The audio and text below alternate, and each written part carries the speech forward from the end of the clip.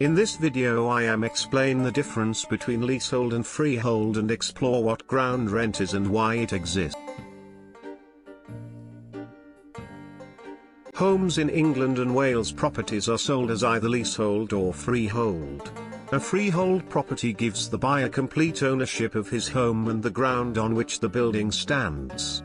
In contrast, when a home is sold as leasehold, the buyer does not own the ground that the property sits upon, and he only have ownership of the home for as long as is stated in the lease. It is commonplace for flats to be sold as leasehold and houses as freehold. This is because flats share common areas that need to be maintained. So, a freeholder is put in place to take responsibility for the building on behalf of the leaseholders.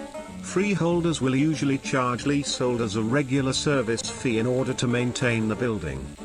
So, who owns the land and what is a lease? The land belongs to the freeholder. Any individual or investment company can own land on which properties are built. Freeholders grant long leases to properties on their land for a specified number of years, usually 99 or 125 years, but in some cases up to 999 years. The leaseholder will only be entitled to live in the property or possess the property for the duration of the lease term.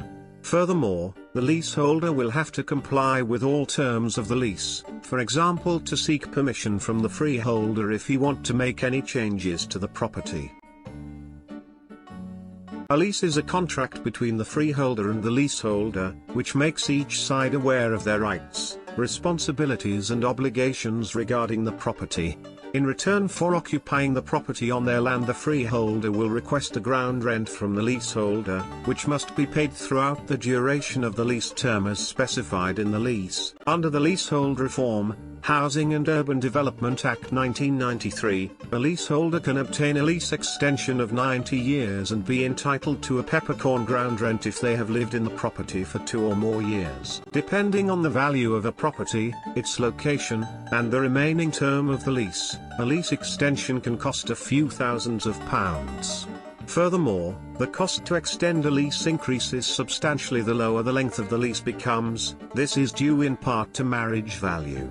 Worst still for the leaseholder, when the lease expires the freeholder will legally become the owner of the property.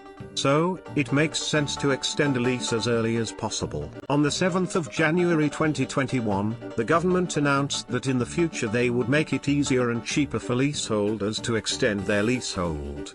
This included empowering leaseholders to extend their leases to 990 years at zero ground rent, making changes to the valuation criteria to make it fairer, cheaper and more transparent to extend a lease using an online calculator, and removing marriage value from the calculation. When it comes to lease extensions, it is advisable to seek advice from a legal professional who specializes in property and conveyancing.